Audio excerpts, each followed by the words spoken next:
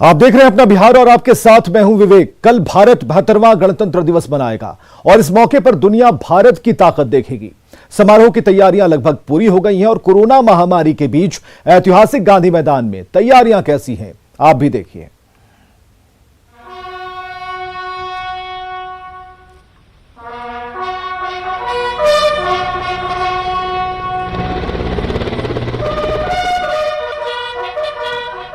कल पूरी दुनिया भारत की आन बान और शान देखेगी।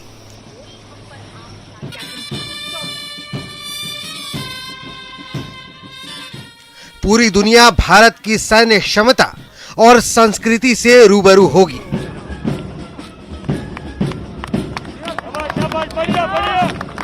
पटना के गांधी मैदान में भी पूरी तैयारी की गई है। यहाँ पर झंडोत्तोलन करेंगे, मुख्यमंत्री भी मौजूद रहेंगे उस दौरान यहाँ पर। तो आप देखिए मुख्यमंत्री और तमाम जो वीवीआईपीज हैं उनके बैठने की यहाँ पर जो है वो व्यवस्था की गई है। अलग अलग जो देख पा रहे होंगे आप, सोफा लगाया गया है जिस पर मुख्यमंत्री सहित सभी वीवीआईपीज बैठेंगे यहाँ पर और उन्हें जिन्हें वीवीआईपीज कार्ड मिला है, जिनको एंट्री दी जाएगी, वो लोग यहाँ पर पहुंचेंगे। ऐतिहासिक गांधी मैदान में झंडोत्तोलन के बाद झांकियां निकाली जाएंगी। झांकियों में कोरोना महामारी से बचाव के संदेश के साथ ही आत्मनिर्भर भारत की पूरी झलक होगी। जो लोग भी परेड में आएंगे उन्हें कोविड-19 से बचाव के नियमों का पालन करना होगा। कोरोना संक्रमण को देखते हुए जिला प्रशासन ने सतर्कता बरतते हुए सिर्फ उन्हीं लोगों को गांधी मैदान में इजाजत दी है जिन्हें पास दिया जाएगा। जितने भी झांकियां बनी है, इस बार कहा गया है 10 झांकियों का प्रदर्शन गांधी मैदान में होगा। वो तमाम झांकियां इसी गेट से गांधी मैदान के अंदर एंट्री करेगी। हालांकि इस बार भी आम लोगों के लिए व्यवस्था नहीं है, लेकिन कुछ पास जरूर जिला प्रशासन निर्गत कर रहा है जिसमें कि आम लोग भी उस पास को लेकर यहाँ पर आ सकते हैं और ये झांकियों को देख सकते हैं। और इसे देखिए, इसीलिए इस पूरे एरिया को बैरिकेटिंग किया गया है। यहाँ पर बैरिकेड लगाकर लोग बाहर से इसे देख सकते हैं। हालांकि हर बार यहाँ पर स्टैंड बनता था, लेकिन इस बार स्टैंड नहीं बनाया गया है। जाहिर है दुनिया का सबसे बड़ा लोकतांत्रिक देश भारत कल 72वां गणतंत्र दिवस मनाने जा रहा है, जिसके लिए इस बार तैयारी भी खास है। न्यूज़ 18 के लिए पटना से साकेत कुमार की रिपोर्ट। तो गणतंत्र दिवस के परेड में पहली बार बिहार एटीएस भी शामिल होगी। एटीएस के 56 जवानों की टीम गांधी मैदान में गणतंत्र दिवस के परेड में शामिल रहेंगे। बिहार में एटीएस का गठन 2013 में किया गया था। एटीएस जवानों की ट्रेनिंग हरियाणा के मानेसर में एनएसजी हेडक्वार्टर और कोलकाता में कराई जाती है।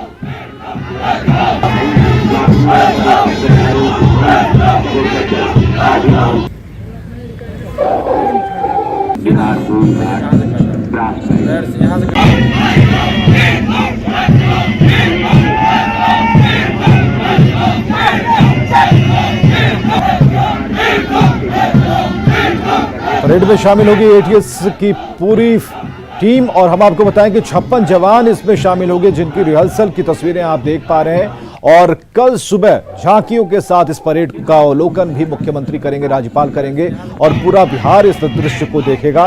तो इस बार जो नयापन होगा उसमें जोश भी है, उमंग भी है और सबसे बड़ी बात कि देशभक्ति का जज्बा भी है। आप देख सकते हैं पावर पॉइंट और 56 जवान इसमें एटीएस की टीम में शामिल होंगे जो कि परेड करेंगे। और पहली बार ऐसा होगा जब गांधी मैदान की धरती पर इनकी धमक दिखाई देगी। तो ये तस्वीरें राजधानी पटना के गांधी मैदान से। और हम आपको बताएं कि एटीएस जवानों की ट्रेनिंग हरियाणा के मानेसर में होती है, एनएसजी हेडक्वार्टर और कोलकाता में कराई जाती है। तो ये बेहद इस बार रोमांचक दौर होगा। हालांकि इस बार कोरोना को लेकर यह कहा जा रहा है कि जिन्हें पास निर्गत किया गया है, बहुत ही कम संख्या में पास निर्गत किए गए हैं, लेकिन जिन्हें भी यह सौभाग्य मिलेगा। विश्व के सबसे बड़े और जीवंत लोकतंत्र के आप सभी नागरिकों को देश के 72वें गणतंत्र दिवस की पूर्व संध्या पर हार्दिक बधाई। विविधताओं से समृद्ध हमारे देश में अनेक त्योहार मनाए जाते हैं, परंतु हमारे राष्ट्रीय त्योहारों को सभी देशवासी राष्ट्र प्रेम की भावना के साथ मनाते हैं। गणतंत्र दिवस का राष्ट्रीय पर्व भी हम पूरे उत्साह के साथ मनाते हुए अपने राष्ट्रीय ध्वज तथा संविधान के प्रति सम्मान व आस्था व्यक्त करते हैं। आज का दिन देश विदेश में रहने वाले सभी भारतीयों के लिए बहुत महत्वपूर्ण है। आज ही के दिन 71 वर्ष पहले हम भारत के लोगों ने अपने अद्वितीय संविधान को अंगीकृत, अधिनियमित और आत्मार्पित किया था। इसलिए आज हम सभी के लिए संविधान के आधारभूत जीवन मूल्यों पर गहराई से विचार करने का अवसर है। संविधान की उद्देशिका में रेखांकित न्याय, स्वतंत्रता, समता और बंधुता के जीवन मूल्य हम सबके लिए पुनीत आदर्श हैं। यह उम्मीद की जाती है कि केवल शासन की जिम्मेदारी निभाने वाले लोग ही नहीं, बल्कि हम सभी सामान्य नागरिक भी इन आदर्शों का दृढ़ता व निष्ठापूर्वक पालन करें। लोकतंत्र को आधार प्रदान करने वाली इन चारों अवधारणाओं को संविधान के आरंभ में ही प्रमुखता से रखने का निर्णय हमारे प्रबुद्ध संविधान निर्माताओं ने बहुत सोच समझकर लिया था। इन्हीं आदर्शों ने हमारे स्वतंत्रता संग्राम को भी दिशा प्रदान की थी। बाल गंगाधर तिलक, लाला लाजपत राय, महात्मा गांधी और सुभाष चंद्र बोस जैसे अनेक महान जननायकों और विचारकों ने हमारे स्वतंत्रता संग्राम को प्रेरित किया था। मातृभूमि के स्वर्णिम भविष्य की उनकी परिकल्पनाएं अलग अलग थी, परंतु न्याय, स्वतंत्रता, समता और बंधुता के मूल्यों ने उनके सपनों को एक सूत्र में पिरोने का काम किया। मैं सोचता हूं कि हम सबको अतीत में और भी पीछे जाकर यह जानने का प्रयास करना चाहिए कि यही मूल्य हमारे राष्ट्र निर्माताओं के लिए आदर्श क्यों बने। इसका उत्तर स्पष्ट है कि अनादिकाल से यह धरती और यहाँ की सभ्यता इन जीवन मूल्यों को संजोती रही है। न्याय, स्वतंत्रता, समता और बंधुता हमारे जीवन दर्शन के शाश्वत सिद्धांत हैं। इनका अनवरत प्रवाह हमारी सभ्यता के आरंभ से ही हम सब के जीवन को समृद्ध करता रहा है। हर नई पीढ़ी का यह दायित्व है कि समय के अनुरूप इन मूल्यों की सार्थकता स्थापित करे।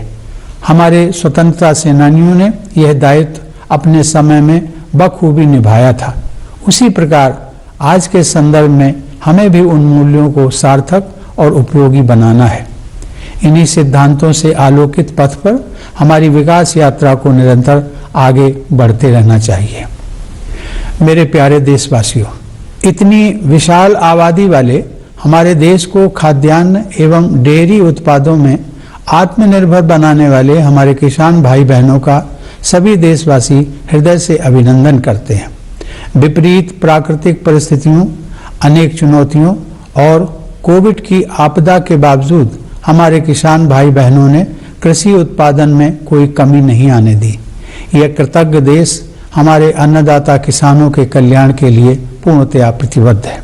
जिस प्रकार हमारे परिश्रमी किसान देश की खाद्य सुरक्षा को सुनिश्चित करने में सफल रहे हैं, उसी तरह हमारी सेनाओं के बहादुर जवान कठोरतम परिस्थितियों में देश की सीमाओं की सुरक्षा करते रहे हैं। लद्दाख में स्थित सियाचिन व गलवान घाटी में -50 से 60 डिग्री सेंटीग्रेड तापमान में सब कुछ जमा देने वाली सर्दी से लेकर जैसलमेर में 50 डिग्री सेंटीग्रेड से ऊपर के तापमान में झुलसा देने वाली गर्मी में धरती, आकाश और विशाल तटीय क्षेत्रों में हमारे सेनानी भारत की सुरक्षा का दायित्व हर पल निभाते हैं। हमारे सैनिकों की बहादुरी, देश प्रेम और बलिदान पर हम सभी देशवासियों को गर्व है। खाद्य सुरक्षा, सैन्य सुरक्षा, आपदाओं तथा बीमारी से सुरक्षा एवं विकास के विभिन्न क्षेत्रों में हमारे वैज्ञानिकों ने अपने योगदान से राष्ट्रीय प्रयासों को शक्ति दी है। अंतरिक्ष से लेकर खेत खलिहानों तक, शिक्षण संस्थानों से लेकर अस्पतालों तक वैज्ञानिक समुदाय ने हमारे जीवन और कामकाज को बेहतर बनाया है। दिन रात परिश्रम करते हुए कोरोना वायरस को डीकोड करके तथा बहुत कम समय में ही वैक्सीन को विकसित करके हमारे वैज्ञानिकों ने पूरी मानवता के कल्याण हेतु एक नया इतिहास रचा है। देश में इस महामारी पर काबू पाने में तथा विकसित देशों की तुलना में मृत्यु दर को सीमित रख पाने में भी हमारे वैज्ञानिकों ने डॉक्टरों, प्रशासन तथा अन्य लोगों के साथ मिलकर अमूल्य योगदान दिया है।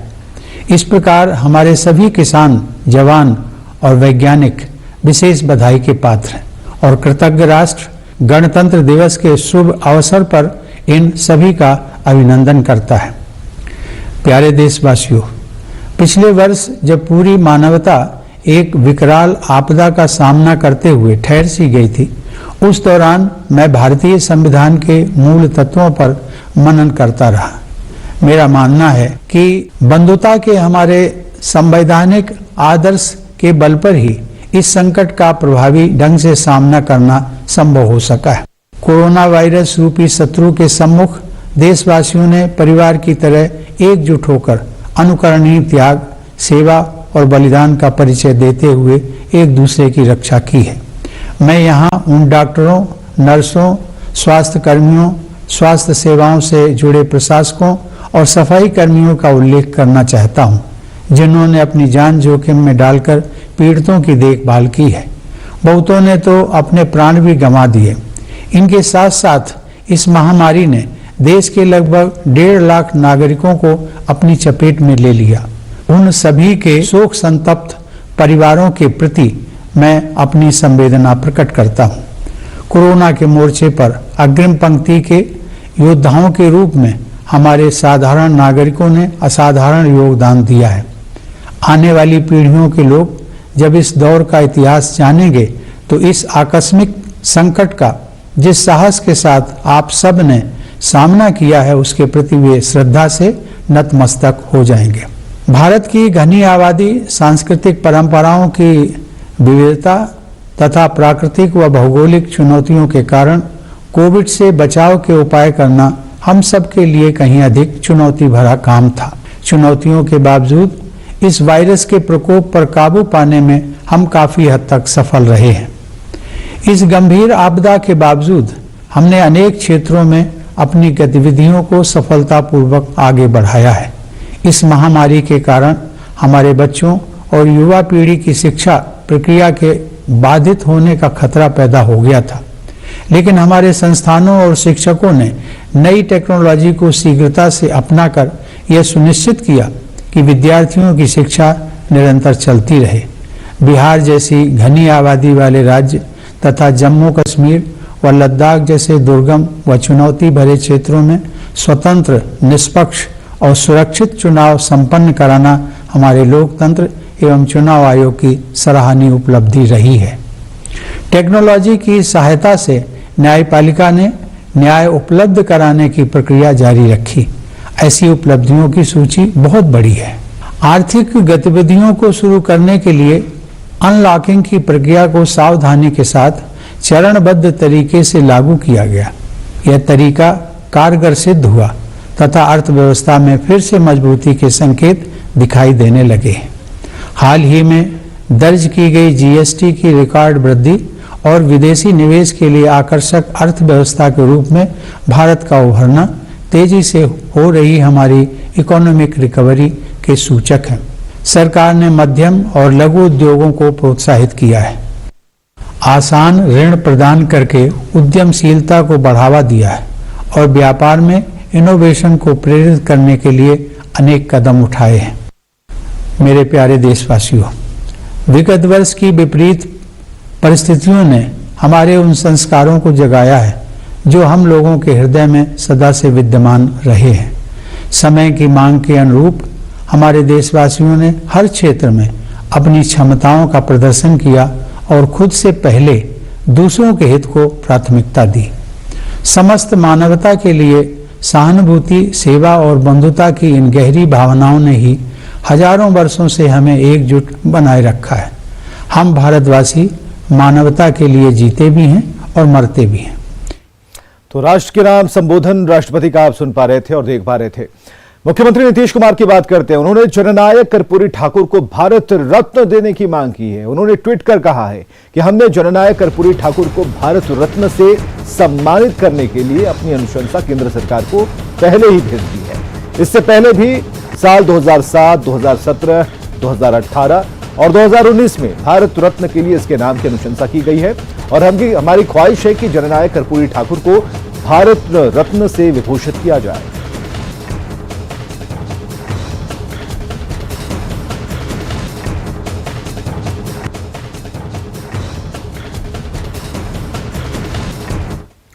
चलिए, मंत्रिमंडल विस्तार की बात और इसे लेकर सीएम आवास में हलचल थोड़ी बढ़ गई है, हलचल तेज हो गई है। मुख्यमंत्री की अपनी कोर कमेटी के साथ बैठक चल रही है और गणतंत्र दिवस के बाद कभी भी मंत्रिमंडल का विस्तार हो सकता है। एक अणे मार्ग का जायजा लिया है आनंद अमृतराज ने।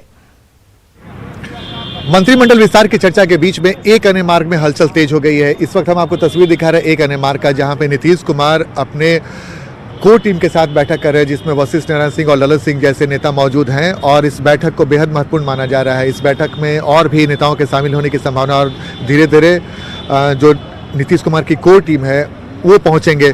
और जाहिर सी बात है, आरसीपी सिंह ने एक बड़ा बयान भी दे दिया है इसी बीच में कि बहुत जल्द होगा मंत्रिमंडल का विस्तार। तो जाहिर सी बात है, मंत्रिमंडल विस्तार को लेकर चर्चा बेहद तेज है और ऐसी खबर भी आ रही है कि 26 जनवरी के बाद कभी भी मंत्रिमंडल का विस्तार हो सकता है और नेताओं का आने का सिलसिला जारी है। अशोक चौधरी इस वक्त पहुंचे हैं एक अणे मार्ग के बाहर और जैसे कि मैं आपको बता रहा था कि लगातार वरिष्ठ नेताओं का आने का सिलसिला जारी है। तो ललन सिंह, वशिष्ठ नारायण सिंह, अशोक चौधरी जैसे नेता पहुंच चुके हैं और लगातार बैठकों का दौर जारी है। और जाहिर सी बात है, 26 जनवरी के बाद खबर है कि कभी भी मंत्रिमंडल का विस्तार हो सकता है। तो तमाम समीकरणों को साधने की पूरी कोशिश करेगी जेडीयू, जातीय समीकरण को साधने की पूरी कोशिश करेगी। किन्हें मंत्रिमंडल में जगह मिले, किन्हें मंत्रिमंडल में शामिल नहीं किया जाए और वजह क्या हो सकती है, उन तमाम मुद्दों को सुलझाने की पूरी कोशिश किया जा रहा है जेडीयू के कोर टीम के साथ। तो जाहिर सी बात है, नजरें एक अणे मार्ग पर टिकी हुई है कि नीतीश मंत्रिमंडल में जेडीयू की तरफ से किन्हें मंत्री पद की कुर्सी मिलता है। कैमरामैन सुबोध के साथ आनंद अमृतराज, न्यूज 18 नेटवर्क, पटना। और जेडीयू के राष्ट्रीय अध्यक्ष आरसीपी सिंह ने कहा कि बिहार में जल्द मंत्रिमंडल का विस्तार होगा। उन्होंने कहा कि इसमें कोई समस्या नहीं। शिवसेना के मुखपत्र सामना की तर्ज पर जेडीयू के मासिक मुखपत्र जेडीयू संधान का लोकार्पण किया गया। यह हिंदी और अंग्रेजी दोनों ही भाषाओं में है। तो मुखपत्र जेडीयू संधान का लोकार्पण किया गया है। ये तस्वीरें आप देख पा रहे हैं। जल्द खत्म हो। कब तक अंदाज क्या होता, हम तो बता दिए जल्द। लंबा हो रहा है, लंबा नहीं हो कोई देरी। देखिए होता है ना भाई, आपने देखा पिछले बार खरमास आ गया, सारी चीजें होती है, इसलिए इसमें कोई अब देरी नहीं होगी।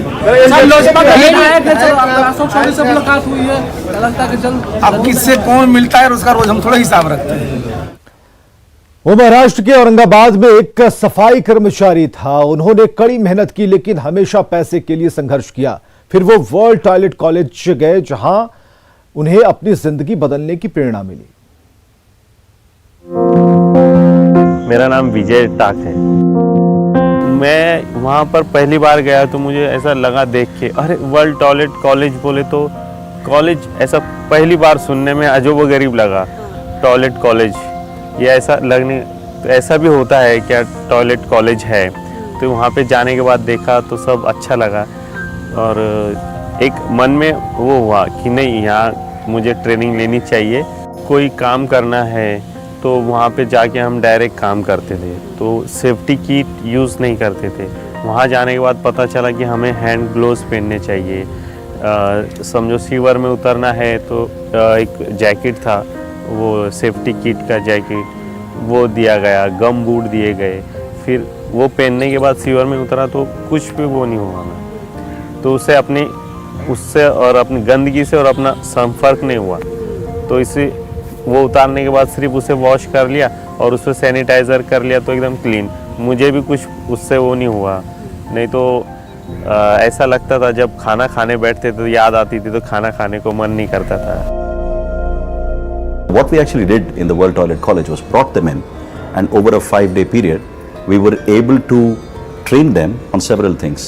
Train them on hygiene, train them on how to make sure that sanitation is done the right way, make them understand what their rights are basically as Indian citizens. So at the end of this, we were able to kind of place them with some really benevolent companies in housekeeping jobs, in cleaning jobs, in hospitals, in hotels and so on and so forth. And I'm really happy that till the end of 2019, very early 2020, before COVID started, we had trained and rehabilitated and placed in jobs 5,000 plus manual scavengers in Aurangabad, Bombay and Pune.